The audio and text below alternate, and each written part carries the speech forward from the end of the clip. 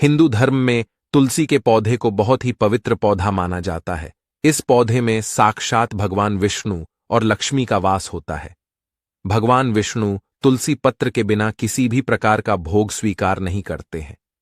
तुलसी को विष्णु प्रिया भी कहा जाता है, इसीलिए जो मनुष्य तुलसी की पूजा करता है वह कभी दरिद्री नहीं रहता है, उसकी कभी दुर्गति नहीं होती है। ऐसा मनुष्य घोर पाप करने पर भी नरक में नहीं जाता है। तुलसी को मात्र जल देने से क्या फल मिलता है, आइए जानते हैं इस महान कथा के माध्यम से। एक बार देवी सत्यभामा भगवान श्री कृष्ण से पूछती है, हे स्वामी, आप तो तीनों लोकों के स्वामी हैं, फिर भी आप इस तुलसी के पौधे की पूजा क्यों करते हैं? इसे नित्य जल क्यों चढ़ाते हैं? मैं इस पौधे को जल चढ़ाने का महत्व जानना चाहती हूं। तब भगवान श्री कृष्ण कहते हैं, हे देवी सत्यभामा, तुलसी साक्षात लक्ष्मी का ही रूप है। इसकी नित्य पूजा करने के करोड़ों फायदे हैं। इसे जल चढ़ाने मात्र से ही मनुष्य के करोड़ों पाप नष्ट हो जाते हैं। तुलसी को जल देने का महत्व बताने से पहले मैं तुम्हें एक अत्यंत प्राचीन कथा सुनाता हूं। इस कथा के माध्यम से तुम्हें तुम्हारे सारे प्रश्नों के उत्तर मिल जाएंगे, इसीलिए तुम इस कथा को ध्यान से सुनो। श्री कृष्ण कहते हैं, हे देवी, जो भी मनुष्य केवल इस कथा का श्रवण कर लेता है उसे 100 वर्षों तक तुलसी को जल देने का फल प्राप्त होता है। देवी सत्यभामा कहती है, हे प्रभु, मैं इस कथा को अवश्य सुनना चाहती हूं। आप मुझे वह कथा सुनाइए, मैं इसे पूरे ध्यान से सुनूंगी। तब भगवान श्री कृष्ण देवी सत्यभामा को तुलसी को जल देने के महात्म्य की कथा सुनाते हैं। हे देवी सत्यभामा, इस विषय में एक प्राचीन इतिहास है जो बहुत ही उत्तम और पुण्य फल प्रदान करने वाला है। पूर्वकाल की बात है, अवंतीपुरी में धनेश्वर नाम का ब्राह्मण रहता था। वह जन्म से तो ब्राह्मण था, किंतु वह कर्म से भ्रष्ट, कपटी बुद्धि वाला, कंबल तथा चमड़ा आदि बेचकर धन कमाने वाला तथा अत्यधिक झूठ बोलने वाला था। उसका मन हमेशा बुरे काम करने में लगा रहता था। वह चोरी, वेश्यागमन तथा जुए में आसक्त रहता था। उसने अपने जीवन में कभी पुण्य के काम नहीं किए, शास्त्रों का अध्ययन नहीं किया, पूजा पाठ भी नहीं किया। सदैव अपना मन दूसरों के धन पर लगाकर रहता था। वह दिन में धन कमाता और रात्रि में वेश्याओं के साथ रात बिताता था। इस प्रकार से वह अत्यंत पापी धनेश्वर ब्राह्मण अपना जीवन केवल पाप करने में व्यतीत करता था। उसने अपने मुख से कभी भगवान विष्णु का नाम भी नहीं लिया और न कभी देवी देवताओं का पूजन किया। इस प्रकार से पाप करते हुए उसे अनेक वर्ष बीत गए। फिर वह धनेश्वर ब्राह्मण खरीदी बिक्री करने के लिए माहिष्मतीपुरी में जा पहुंचता है। उस नगर के पास से नर्मदा नदी बहती है। उस स्थान पर उस नदी में स्नान करने के लिए दूर दूर से लोग आया करते हैं। फिर वह ब्राह्मण उसी नदी के किनारे के एक आश्रम में ठहरता है। उस आश्रम में अनेक विद्वान ब्राह्मण पुराणों का पठन तथा भगवान विष्णु की स्तुति में मग्न रहते थे। वह पाखंडी धनेश भी ढोंग करता हुआ वहीं पर उनके साथ रुक गया। उन विद्वान ब्राह्मणों के साथ रह के उसे भी श्री हरि विष्णु के नाम सुनने का अवसर मिलता था। वह उस स्थान पर 1 महीने तक रुका। फिर वहां पर आए लोगों ने गायों का पूजन करके ब्राह्मणों को भोजन कराया, तो उस पापी ब्राह्मण ने भी उनके साथ बैठकर भोजन किया और भगवान का प्रसाद ग्रहण किया। वहीं पर उस आश्रम में एक तुलसी का पौधा था। वह ब्राह्मण जाने अनजाने में ही उस तुलसी के पौधे में पानी डालता था। उसके मन में कोई विचार नहीं था कि वह क्या कर रहा है। वह रोज सुबह उठकर पात्र में पानी लेकर तुलसी के पौधे में डालता रहता था। फिर एक दिन वह आश्रम में सोया हुआ था तो उस स्थान पर एक सर्प आ गया और उस सर्प ने उसे नींद में ही काट लिया। उस पापी ब्राह्मण की नींद में ही मृत्यु हो गई। सुबह जब अन्य ब्राह्मणों ने उसे बेहोश अवस्था में देखा तो उन्होंने उसके मुख में तुलसी पत्र और तुलसी का जल डाल दिया। फिर सभी ब्राह्मणों को पता चला कि उसकी मृत्यु हो गई है। उस पापी ब्राह्मण की मृत्यु के बाद उस स्थान पर यम के दूत प्रकट हुए और उसे पकड़कर यमलोक ले जाने लगे। रास्ते में जाते हुए वह ब्राह्मण विलाप करने लगा और यमदूतों से कहने लगा, हे यमदूतों, मुझे कहाँ ले जा रहे हो? मेरी मृत्यु किस कारण से हुई है? तब यमदूत कहने लगे, अरे दुष्ट ब्राह्मण, तूने जन्म से लेकर मृत्यु तक बहुत पाप किए हैं। तेरे पापों के कारण ही तुझे एक काले सर्प ने काट लिया और तेरी मृत्यु हो गई है। अब हम तुझे यमलोक लेकर जा रहे हैं। वहां पर यमराज तेरे पाप कर्मों का लेखा जोखा देखेंगे और निश्चित ही तुझे वे नरक में डालेंगे। फिर वह ब्राह्मण जोर जोर से विलाप करने लगा और उन यमदूतों से क्षमा याचना करने लगा, किंतु यम के दूतों को उस पर जरा सी भी दया नहीं आई और वे उसे पीटते हुए यमलोक लेकर गए। जब यम के दूत उस ब्राह्मण को लेकर यमराज के सामने पहुंच गए तो यमराज के पास बैठे हुए चित्रगुप्त ने उस ब्राह्मण के जन्म से लेकर मृत्यु तक के कर्मों का लेखा जोखा निकाला और यमराज से कहने लगे, हे महाराज, इस ब्राह्मण ने तो बचपन से लेकर मृत्यु तक पाप ही पाप किए हैं। इसने कोई पुण्य का काम नहीं किया है। यह तो मूर्तिमान पाप ही है। इसे कल्प भर के लिए नरक में डाल दिया जाए। फिर यमराज कहते हैं, हे दूत, जीवन भर पाप करने वाले इस दुष्ट ब्राह्मण को उठाकर ले जाओ और इसे कुंभीपाक नामक नरक में डाल दो। यमराज के आदेश का पालन करते हुए वे यम के दूत हंसते हुए उस पापी ब्राह्मण को लेकर चले गए और उसे मुदगरों से पीटने लगे, जिससे उस ब्राह्मण का मस्तक टूट गया और वे उसे कुंभीपाक नामक नरक में ले गए। उस भयंकर नरक में खौलते हुए तेल के बड़े बड़े घड़े थे, जिसके नीचे भयंकर अग्नि धधक रही थी। फिर यमराज के दूत ने उस ब्राह्मण को उस खौलते हुए तेल के घड़े में डाल दिया, लेकिन जैसे ही वह ब्राह्मण उस खौलते हुए तेल के घड़े में गिरा, वह तेल एकदम से ठंडा पड़ गया। इस विचित्र घटना को देखकर उस यम के दूत को बड़ा आश्चर्य हुआ। ऐसा पहले कभी नहीं हुआ था। उसने कितने ही पापियों को उस तेल के घड़े में डाला था, वे सभी उस खौलते तेल में गिरकर छटपटाने लगते थे, लेकिन जैसे ही वह ब्राह्मण गिरा, वह तेल अचानक से शांत और शीतल हो गया। इस आश्चर्य को देखते ही वह यमदूत तीव्र गति से दौड़ता हुआ यमराज के पास पहुंच गया। यमराज ने पूछा, हे दूत, क्या बात है, इतनी तीव्र गति से दौड़ते हुए क्यों आ रहे हो? फिर वह दूत कहता है, हे यमराज, आपने जिस ब्राह्मण को कुंभीपाक में डालने के लिए कहा था, जैसे ही हमने उसे कुंभीपाक नरक में डाल दिया, नरक की अग्नि बुझ गई और वह खौलता हुआ तेल भी ठंडा पड़ गया। फिर यमराज कहते हैं, हे दूत, यह तो बड़ी ही विचित्र घटना है। ऐसा तो पहले कभी नहीं हुआ। यमराज विचार कर रहे होते हैं, तभी उस स्थान पर देवर्षि नारद पधारते हैं। देवर्षि नारद को देखकर यमराज अत्यंत प्रसन्न होते हैं और उन्हें प्रणाम करके उनका स्वागत करते हैं। फिर यमराज नारद जी से कहते हैं, हे देवर्षि, आप उचित समय पर आए हैं।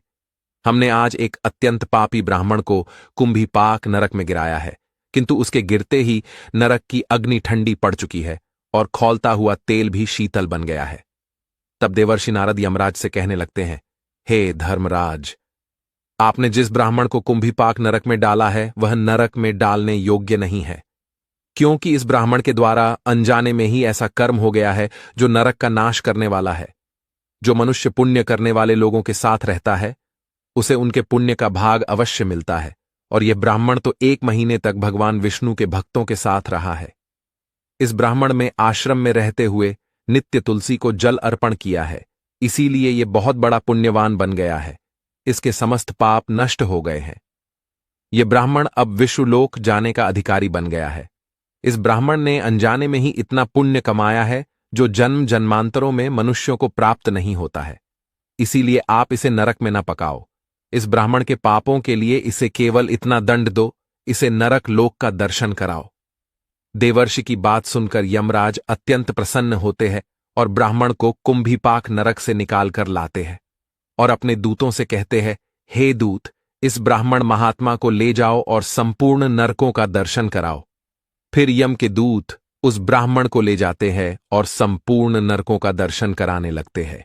भगवान श्री कृष्ण कहते हैं, हे देवी सत्यभामा, इस प्रकार से यम के दूत उस ब्राह्मण को संपूर्ण नरकों का दर्शन कराते हैं और यक्षलोक में ले जाते हैं, और फिर वह ब्राह्मण एक यक्ष बन जाता है। श्री कृष्ण कहते हैं, हे देवी, वनस्पति नाम तुलसी, मासा नाम कार्तिकः प्रिय, एकादशी तिथि नाम च क्षेत्राणाम द्वारका मम। वनस्पतियों में मुझे तुलसी प्रिय है, मास में कार्तिक मास, तिथि में एकादशी और क्षेत्र में मुझे द्वारका प्रिय है। इसीलिए जो मनुष्य नित्य तुलसी की पूजा करता है, तुलसी को जल देता है, वह मुझे सबसे अधिक प्रिय है। उस मनुष्य की कभी दुर्गति नहीं होती है, वह कभी नरक में नहीं गिरता है। जिन घरों में तुलसी का पौधा सदैव ही हरा भरा रहता है, उस घर में सुख शांति और समृद्धि बनी रहती है। भगवान विष्णु की पूजा में और उन्हें चढ़ाए जाने वाले भोग में तुलसी के पत्र अवश्य होने चाहिए, क्योंकि तुलसी पत्र के बिना भगवान विष्णु किसी भी प्रकार का भोग स्वीकार नहीं करते हैं। इसीलिए प्रत्येक घर में तुलसी का पौधा अवश्य होना चाहिए। अगर आपके घर में तुलसी है तो सुख, शांति और समृद्धि के लिए तुलसी को चुनरी अवश्य चढ़ानी चाहिए। हमेशा ध्यान रहे कि तुलसी का पौधा चुनरी के बिना अधूरा होता है। तुलसी केवल एक पौधा नहीं है, बल्कि वह देवी है, विष्णु पत्नी है। इसीलिए तुलसी को चुनरी अवश्य ही चढ़ानी चाहिए। इससे पति पत्नी में प्रेम और विश्वास बढ़ता है। घर में रहने वाली महिलाएं सदा सुहागिन और सौभाग्यशाली रहती है। तुलसी का विवाह भी अवश्य करना चाहिए। इससे मनुष्य के सभी दुखों का अंत होता है और सांसारिक जीवन सुखमय बीतता है। तुलसी के पौधे के पास अपने मुख से अपशब्द नहीं बोलने चाहिए। तुलसी के पास भूल से भी जूते, चप्पल अथवा झाड़ू, पोंछा नहीं रखना चाहिए। इसे पाप माना गया है। जहां पर तुलसी का पौधा हो, उस स्थान के आसपास थूकने से घोर अनर्थ होता है। तुलसी के पास जल से भरा हुआ पात्र भी नहीं रखना चाहिए। तुलसी के पौधे के पास दीपक जलाने के बाद दीपक को वहां से हटा देना चाहिए, क्योंकि तुलसी के नीचे बुझा हुआ दीपक रखना अशुभ माना जाता है। जिस स्थान पर भी तुलसी का पौधा होता है, उस स्थान को हमेशा ही स्वच्छ रखना चाहिए। इसीलिए नियमित रूप से तुलसी के पौधे का पास साफ सफाई का ध्यान रखें। तुलसी के पौधे में शिवलिंग और गणेश जी की प्रतिमा नहीं रखनी चाहिए। साथ ही तुलसी के गमले में अन्य किसी भी प्रकार का पौधा भी लगाना अशुभ होता है। तुलसी के पौधे के पास कपड़े भी नहीं सुखाने चाहिए, अन्यथा कपड़ों से गंदा पानी तुलसी के पौधे पर गिर सकता है। ध्यान रहे, तुलसी के पौधे को नाखून से नहीं तोड़ना चाहिए। इससे तुलसी का अपमान होता है। यदि तुलसी के पत्ते सूख कर गिर जाते हैं तो उन्हें कचरे में नहीं फेंकना चाहिए। उन पत्तों को आप तुलसी की मिट्टी में ही दबा दें। रविवार के दिन तुलसी के पत्ते नहीं तोड़ने चाहिए और रविवार को तुलसी को जल भी नहीं चढ़ाना चाहिए। बाकी अन्य दिन नित्य बिना चुके तुलसी को सुबह जल देना चाहिए और शाम के समय एक दीपक जलाना चाहिए। अक्सर महिलाएं स्नान के बाद अपने बाल खुले रखकर ही तुलसी को जल देती है। ऐसा करना गलत होता है। महिलाओं को हमेशा ही अपने बाल बांधकर माथे पर सिंदूर लगाकर ही तुलसी में जल देना चाहिए। इससे तुलसी का आशीर्वाद प्राप्त होता है। घर में तुलसी का पौधा लगाते समय ध्यान रहे कि इसके लिए गंदी मिट्टी का उपयोग न करें। तुलसी के पौधे के लिए शमशान की अथवा गंदगी वाले स्थान की मिट्टी का कभी उपयोग नहीं करना चाहिए। इससे तुलसी मां रूठ जाती है और सूखने लगती है।